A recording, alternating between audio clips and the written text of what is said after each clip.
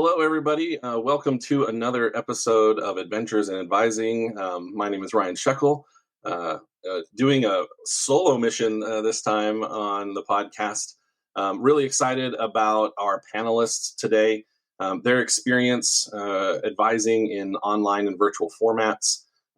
It's always a good opportunity to take a perspective that maybe isn't our primary way of looking at the world. We're going to talk about some of what they've learned and their approaches of sharing their perspectives. But when we have a chance to listen to the stories of our colleagues who maybe do work in different ways, it's such a treat to get to hear from them and learn from them and really reflect on what we can take away from that perspective and how it informs the work that we do on a regular basis. So we're going to bring in our panelists. Carrie Egnosak is sort of ringleader of this group in some ways. And so they've been doing presentations and talking about virtual and online advising for a while. I'm going to let them introduce themselves as they go through the process. But what we want to hear from y'all in your introductions are sort of what's your current role at the institutions and the place that you work, and really, what's been your journey? As Matt likes to say, what's your origin story in higher education? So, Carrie, we're going to start with you. Thanks, Ryan. I really appreciate it, and appreciate you and Matt giving us the opportunity to kind of share about remote advising and what we do and where we see things going. So yes, my name's Carrie Egnosak. I am an academic advisor with the Chaikin Center for Student Success at Penn State World Campus. So that is the online campus of Penn State University. All of our advisors work remotely. Welcome to my living room. And all of our students are completely remote as well. And I'm one of those folks who is a convert, I guess to say, to remote advising. Prior to the pandemic, I never really had a thought of advising remotely. I was one of the last two people to leave our office during the pandemic because I didn't even have internet at my house. I had a computer and a hotspot if I needed it. So whenever I, had to start advising remotely from home, I didn't know what to expect. And once I was doing it, I realized truly how amazing it was, especially in working with my students, because they weren't coming into my space necessarily anymore. Like there's no intimidation of coming into an office of someone you may or may not know, depending on where those relationships are. But I was coming into their living rooms. I was coming into their spaces. And so building those relationships with students in this remote environment has just been amazing. And I've been an advisor with Penn State World Campus now. It'll be 4 years in the fall. But I've been an advisor with Penn State for almost 20. I started off at our Shenango campus, which had about 1,000 students, completely commuter, majority adult, and then transitioned to our Barron campus, which was majority traditional age student, residential. So I've had a little bit of experience kind of across the board in Penn State in terms of student type and location. So that's kind of been my higher ed journey. And I'll turn it over to Katie next. She's been my partner in crime since the Portland annual conference where we kind of got this conversation started. That's a pretty good story that we can touch on here in a bit after we're done with introductions. My name is Katie Bunnell, and I was an academic advisor at the University of Alaska Southeast Sitka campus for 3 years before I stepped away to focus on what I'm currently doing, which is my EDD in higher education administration. And I'm focusing my dissertation on remote academic advising and online distance learning.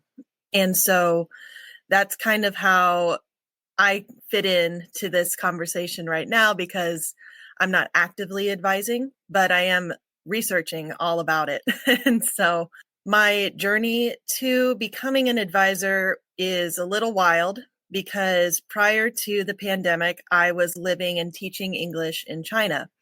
I was in Hangzhou for 6.5 years, and then in the during Chinese New Year of 2020, I was actually outside of China just as the murmurings of what could have been an epidemic started to bubble. My friend actually worked in news, and she was telling me, like, no, there's something serious going on. They're just not publishing it yet. And I was like, oh, okay. And I told my family, and they said, well, since you're not in China right now, why don't you just come home to Texas and wait it out? And I said, yeah, okay. And then next thing I knew, the borders were closed and I couldn't get back. And so then I had to pivot because I needed to figure out what I was going to do, and decided that I was going to make the jump from teaching to advising. And I applied anywhere and everywhere in the country, just as universities were doing hiring freezes and saying, we don't know what's going on, so we're not going to move forward. But I got very lucky with the University of Alaska Southeast Sitka campus because Sitka is on an island. And so it was largely unaffected by the pandemic for a lot longer, especially with travel bans and limiting access to the remote community. When I interviewed, they were very enthusiastic about me moving up there, but they were hesitant because they were like, are you sure you want to move to a little community in Southeast Alaska, having never been to Alaska before? And I said, well, I lived in China. How hard could it be? And I've been here ever since. Part of my interview process was they asked a question about online advising. They asked, do you believe that online advisors can have the same type of relationship, emotional impact to advising as in-person advisors? And at the time I said no, because I had never had that experience. And they hired me anyway. And that was part of the first thing that they wanted to go over in training, is saying, your students are going to be online. You're serving students from all over Alaska that are in remote communities, and online education is the only option for them. And so you need to figure out how you're going to deliver a kind, compassionate, welcoming, and mindful service to them, while also helping them feel a sense of belonging to our campus. And so from there, I got involved in NACADA and met Carrie, and we can go into that in a little bit. So I want to give Beth an opportunity to introduce herself. Hello, I'm Beth Hobbs. I'm trying to think of where to even start with all this. I started in higher education back in 2014. Actually started as a student worker in career services. That's when I decided I did not actually want to be a nurse. I wanted to be in higher education. So I left that, and they gave me a job as their academic administrative assistant. So I was in a traditional brick and mortar school down in Virginia. From there, I went into student support and then academic advising. Back in 2018, I joined American Public University System, which is both American Public University as well as American Military University, as an academic advisor. And then in 2020, I became a manager here over in the academic advising department. So I work mostly with our school security and global studies. And I love it. But I help lead our distance advising for online education community.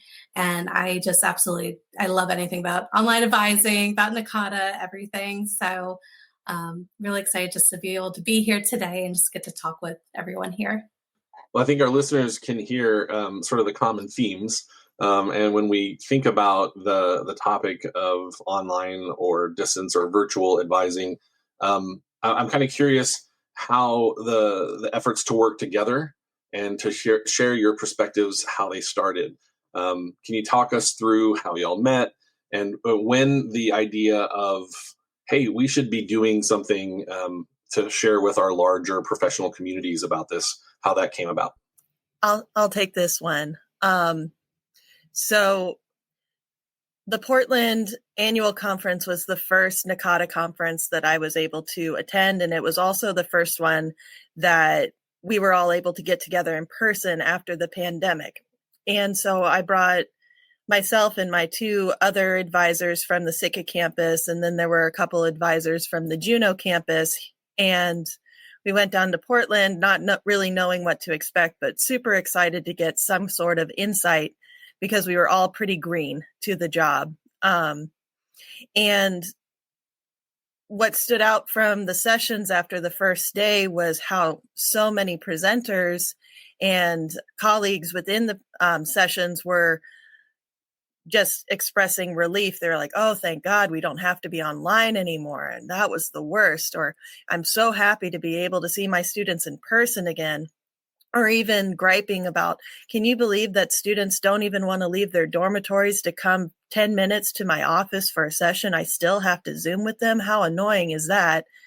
And I'm sitting there listening to these comments going, this is awkward, because that is my job, is working online. And, am I missing out on something? What am I not getting by being an online advisor versus an in-person advisor?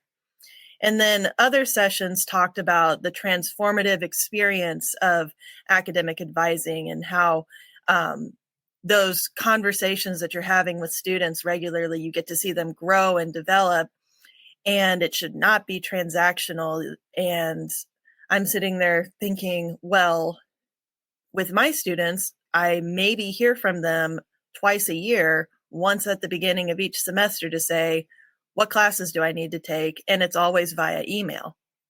I mean, it's not all students that are like that, but that was the common interaction. And so I'm thinking to myself, am I doing it wrong?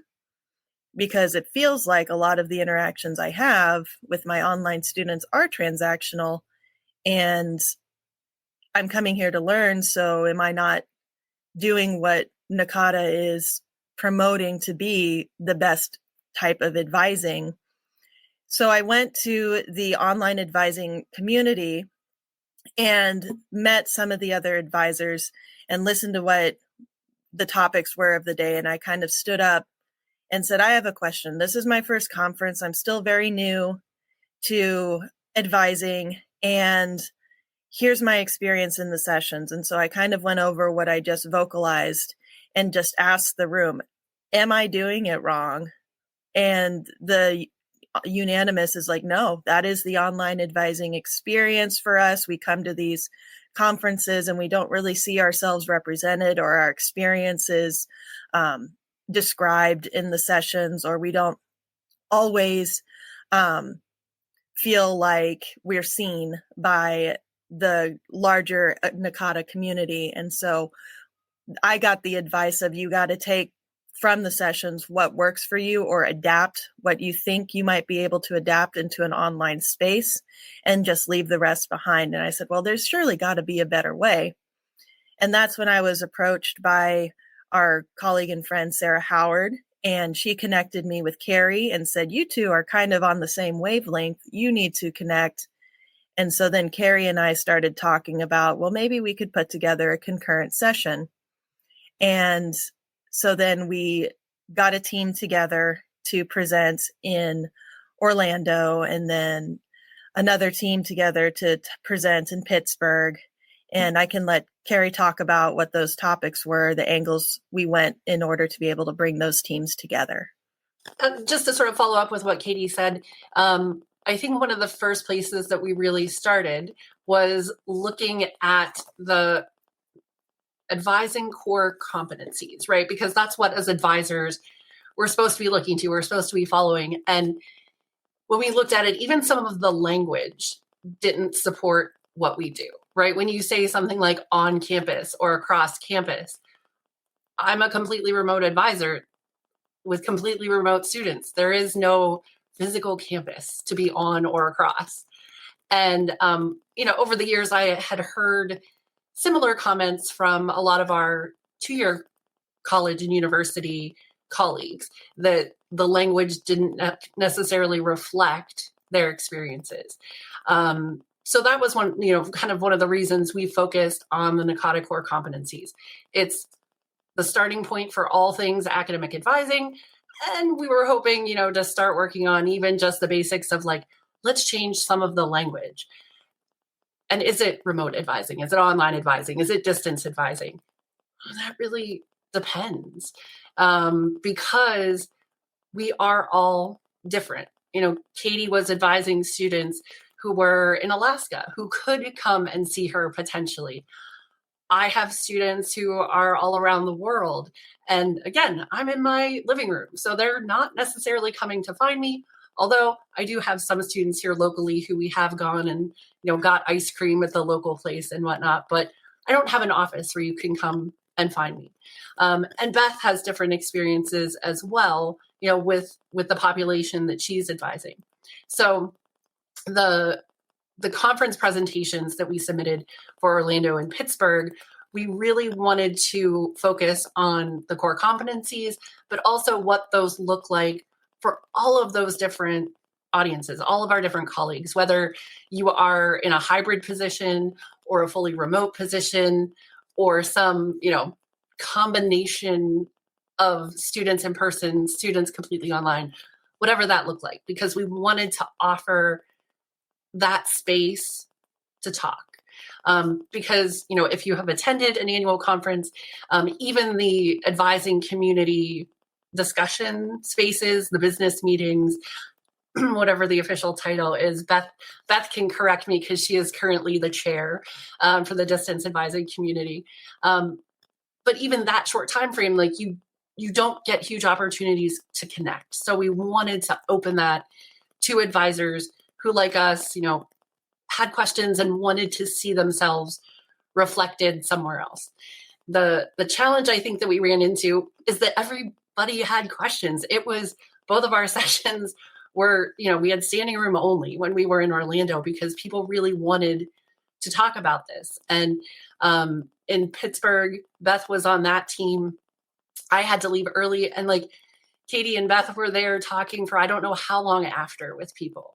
And so that's why we ultimately want to see this expand hopefully into a pre-conference workshop, because we want that extra time to really dive into these topics and give people useful tools that they can take and use no matter what, what population they're working with or what things look like. And Beth, maybe I'll turn it over to you as chair of the distance advising community to, get your thoughts there too. So I think I had a similar experience to what you guys had.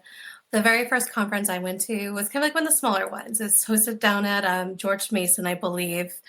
And it was pre-pandemic. And so during that time, it was almost like this, like, ooh, you're the awkward, cousin over there because you're an online advisor. And, it was just like he's like, oh, well, you're kind of one of us, but you're not really represented at that time.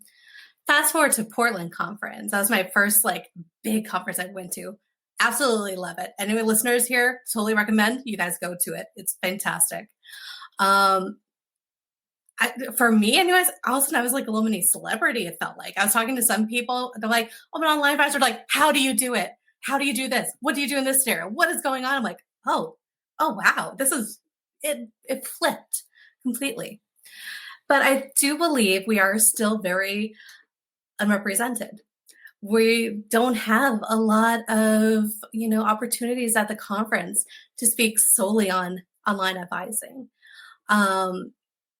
We might get 2, maybe 3 sessions the entire time that reflect that population.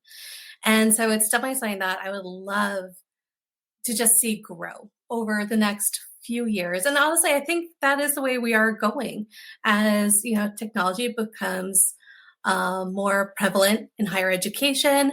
There's more schools that are opening online, courses, online programs. We're trying to become more accessible to so many different student populations.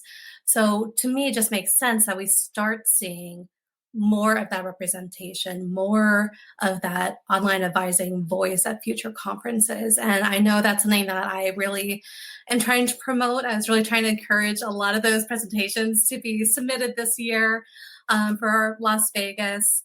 And I actually think we got a good number of them that were submitted this year. So I'm very excited about that. But I think it is one of those things that we just really need to keep vocalizing. We are here. This is not, it's really not that much different. There's some differences, don't get me wrong, but we are just as much of an academic advisor as anybody else. It does not matter if you're online. It does not matter if you're a brick and mortar. Everybody is welcome to the table. And so I think that's what we really want to promote. Yeah, I was struck by my experience in April when I was fortunate to attend the UCAT conference, the UK Advising and Tutoring Conference, their 10th anniversary conference in London. And it's really easy to focus on the differences.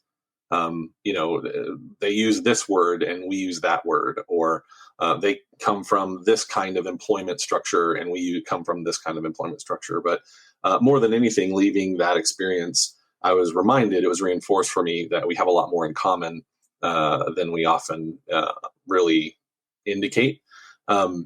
And I was thinking about the advisors that I work with in my office. We still have students who will schedule appointments virtually, even though we are in a physical location on a campus in a very residential, traditional university sense. And we have students who take courses entirely online, even though they're physically in the same city as us. And we do a lot of advising that isn't in person, whether it's over the phone, via email, or in a virtual format, which we're currently in a transition from our learning management systems. So where we had advised virtually is going to be different. And I'm mindful of that too. So I know there are people who be listening who are like, okay, I'm going to try to translate this for my in-person setting. But I do want to encourage everyone to stop and think, you do some virtual stuff though. You do some online stuff. You do some things that are at a distance.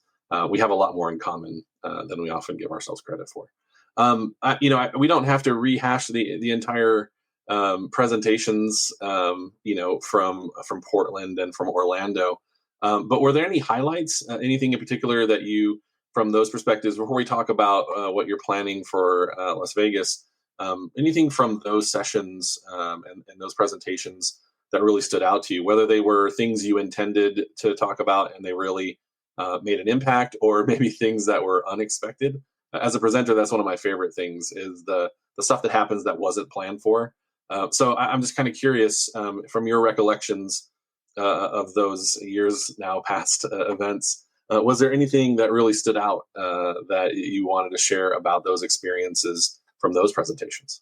I guess for me, what I really loved, it was my first time really doing a big presentation. So I was nervous. I had no idea what to expect. What I loved was that, yes, people were there coming to listen to us present, but all of a sudden people would be like voicing ideas and they would be helping one another.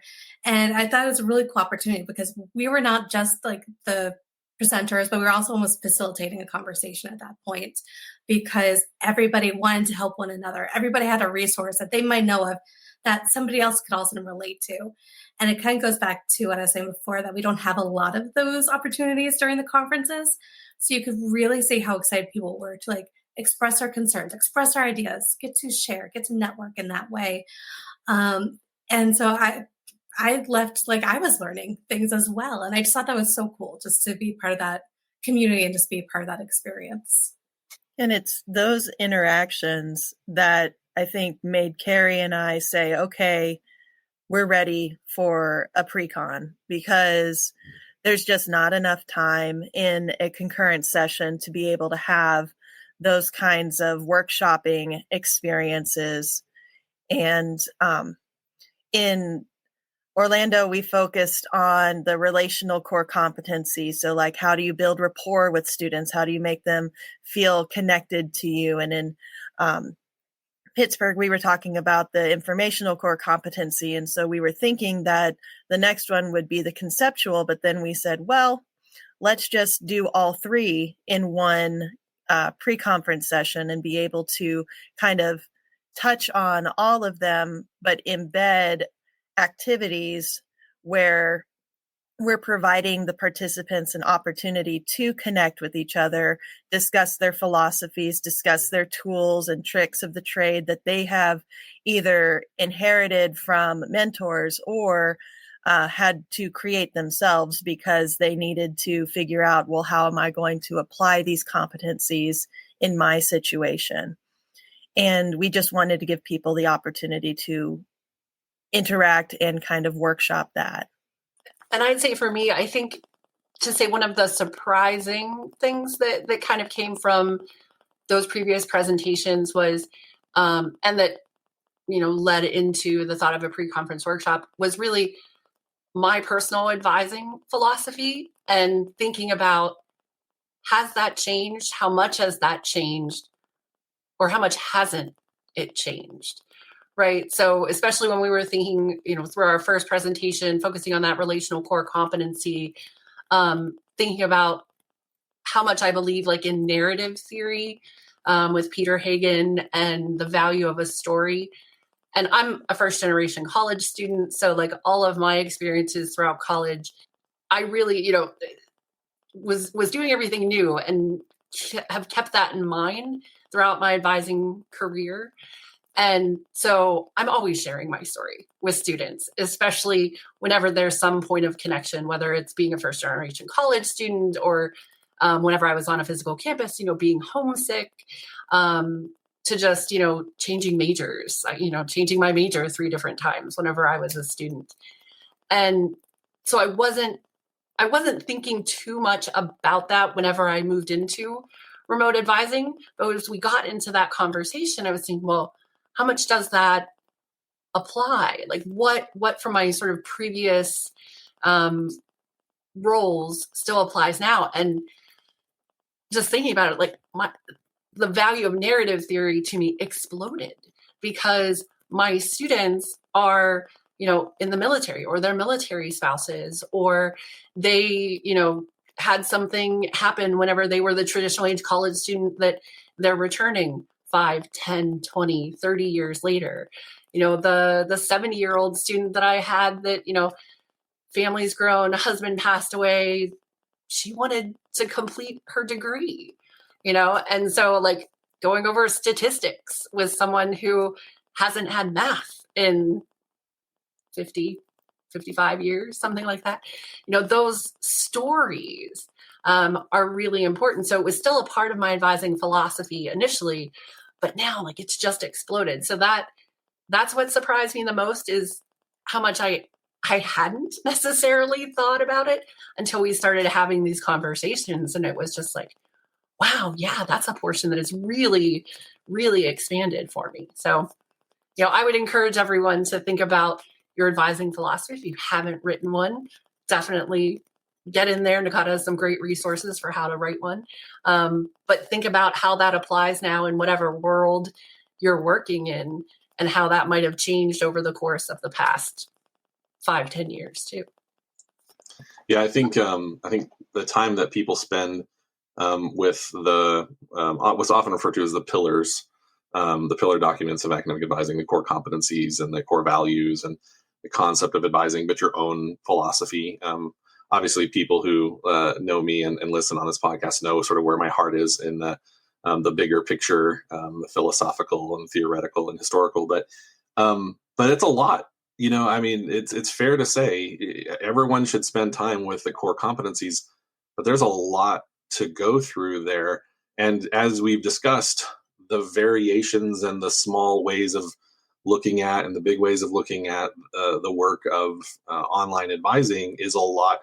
Even in a pre-conference session, you had to make decisions on what to include and how to go through it. So how did you decide? How did the structure of the proposal and the presentation and the session that you're envisioning, how did that come together? Well, like Carrie was saying, everybody's experiences are different coming to the conversation. So even with the concurrent sessions, we didn't really have topics that we knew we were going to talk about until we met the people that were going to be part of the conversation. And so we usually start with, what is your advising experience like day to day? Are you on campus but working with online students? Are you at home working with online students? Are you some sort of, like I was a community advisor, so I had students who could come in person, or I had students that I was working exclusively online with, and then kind of try to connect those experiences to what it is that we want to impart on our participants. And so we tried to just use the structure of the core competencies and the essence of those to guide us, and then try to connect our experiences and then invite our participants to connect their experiences to what the core competencies are trying to elicit from us. So with the conceptual core competency, like Carrie was saying, you're advising philosophy. In our pre-conference, we just kind of, to simplify it, asked, does your philosophy change if you're meeting with a student in person versus online? And if so, why? And if not, why? Or with the relational core competency, what extra steps or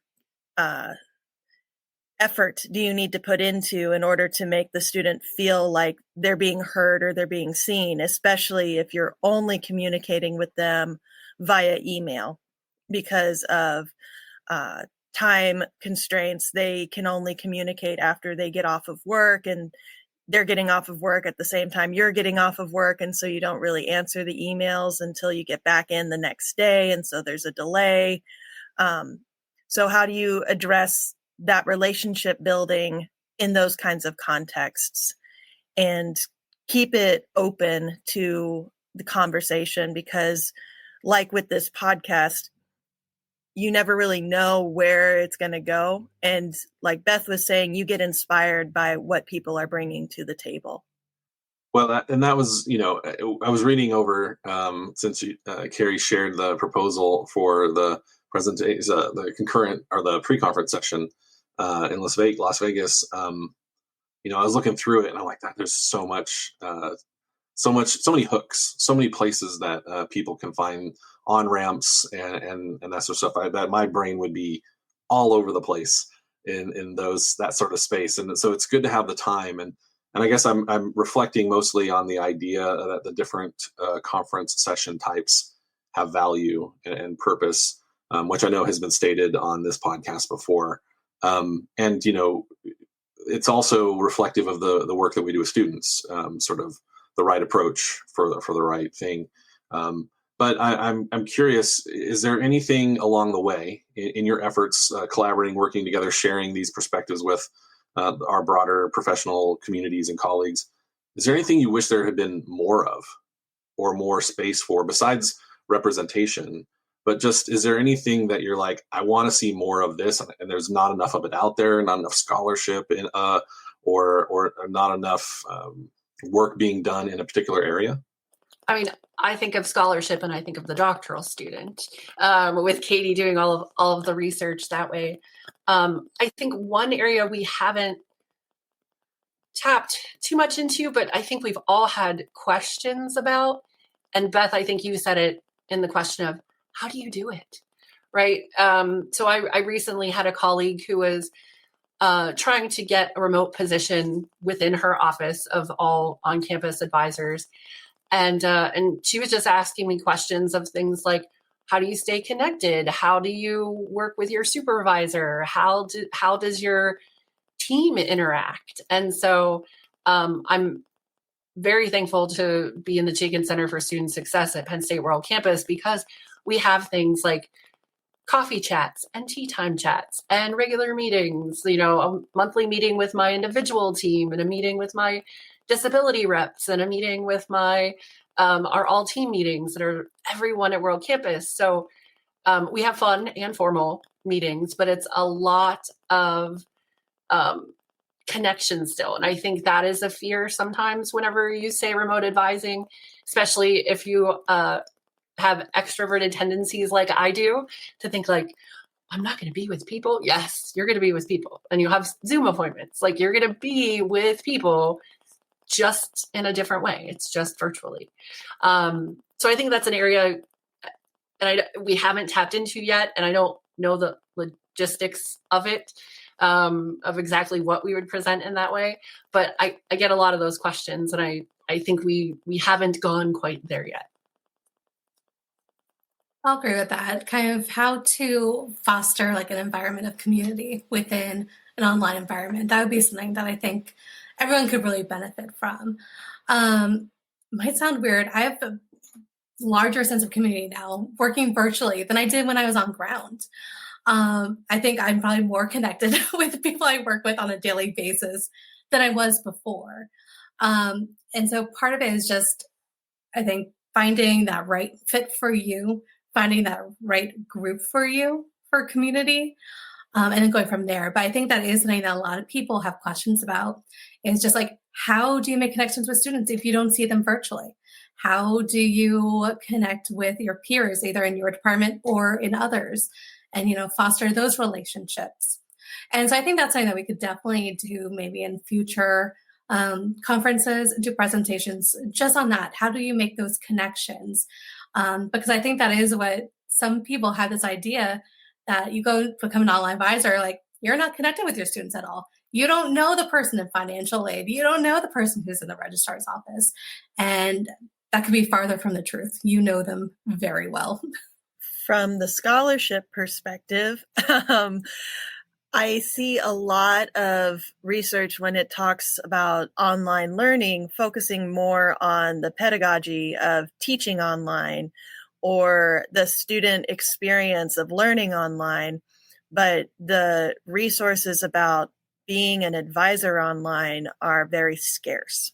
And so that's exciting for me as a doctoral student, because it's like, a gap in the literature. I can make my mark. I can contribute.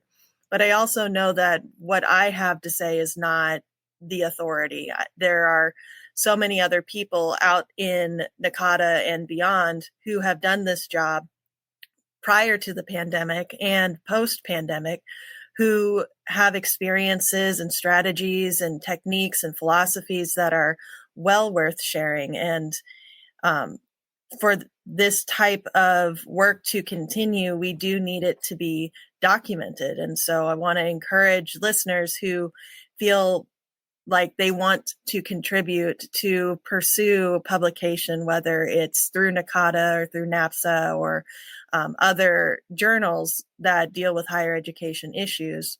There are a lot of opportunities out there to make your case and convey what the advising experience is like.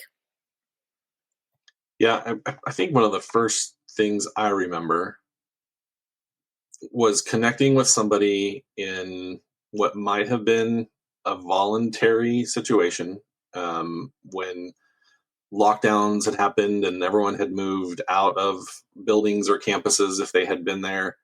And we were so many of us were processing that virtually with colleagues and friends.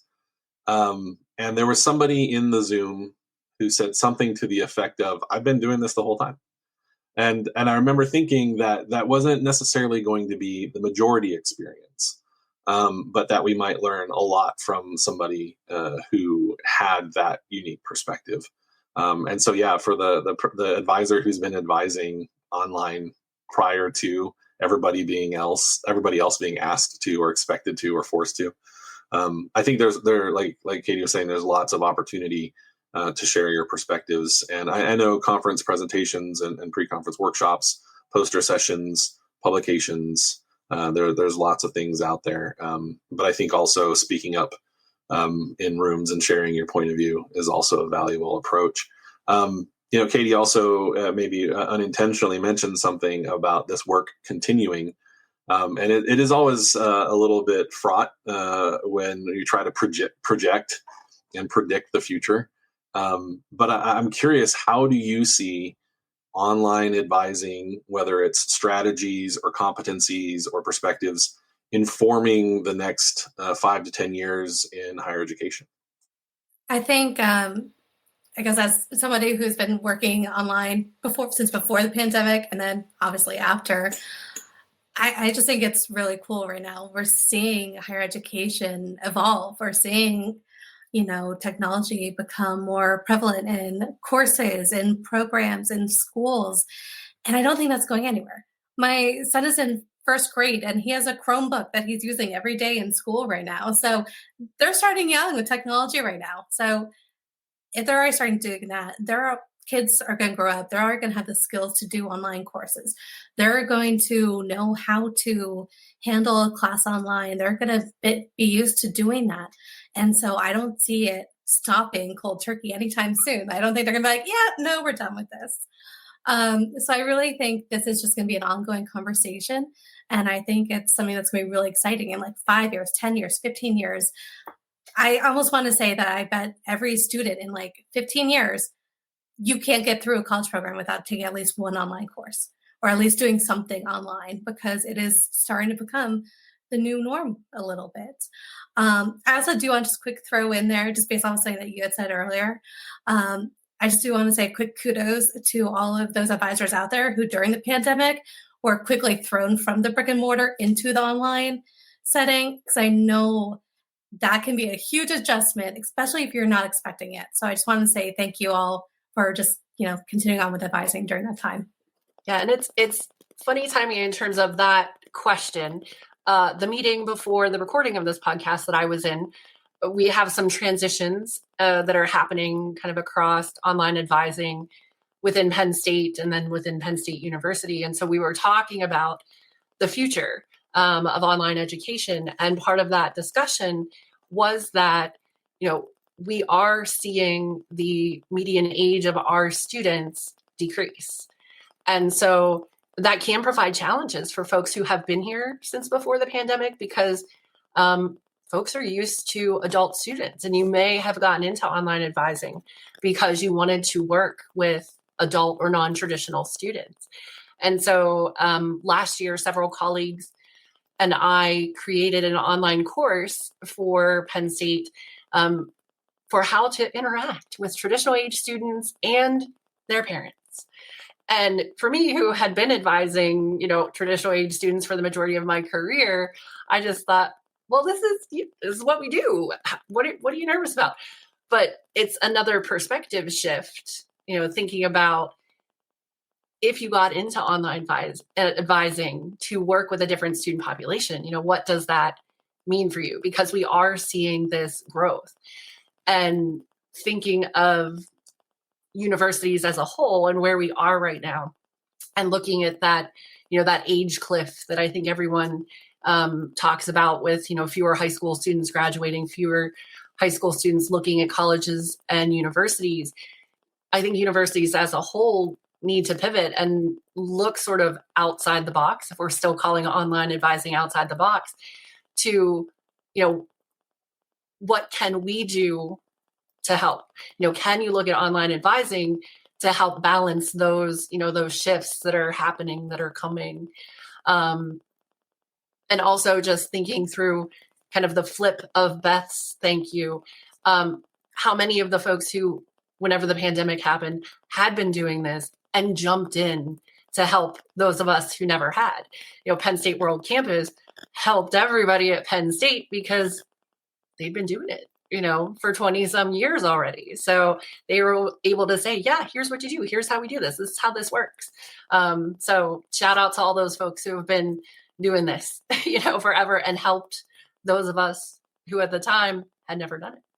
Yeah, just to echo what Beth and Carrie were saying, online education's not going anywhere. In fact, I can see with like funding issues affecting a lot of universities that online education might even enhance, because it is more cost effective for universities to offer online classes or online programs. There's not as much overhead with the delivery of those courses. You can fit more students into a class, thus getting more revenue from those students.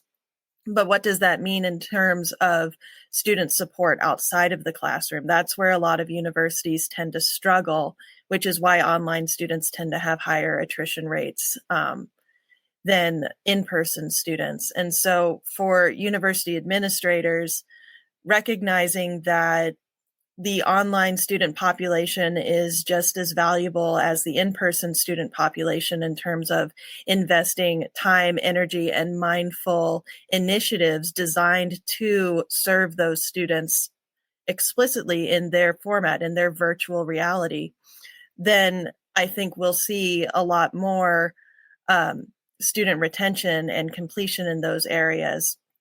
One of the things that I experienced while I was at the University of Alaska was I actually was able to, I received an award from the Board of Regents, and I was invited to give comment at the meeting. And so I sat through chancellors talking about how enrollment is going up. They filled the dorms the first time since the pandemic, or they actually had to convert other buildings into more housing to meet with the demand.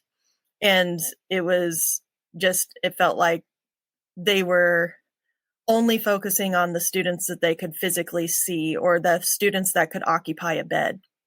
And for an advisor who doesn't get to see her students like me, it kind of rubbed me the wrong way. And so I used my time to remind the Board of Regents and administration that, hey, we represent all university students who are attending the University of Alaska, and that includes the ones who do not live on campus. They're the ones who are maybe working multiple jobs, or they're a single income household and are doing their classes in the evenings, or are, like Carrie said, coming back after it didn't work out the first or the second time they tried college, and they're still trying to make it work because they have a dream and they have the desire to keep persevering, even if it is a start-stop.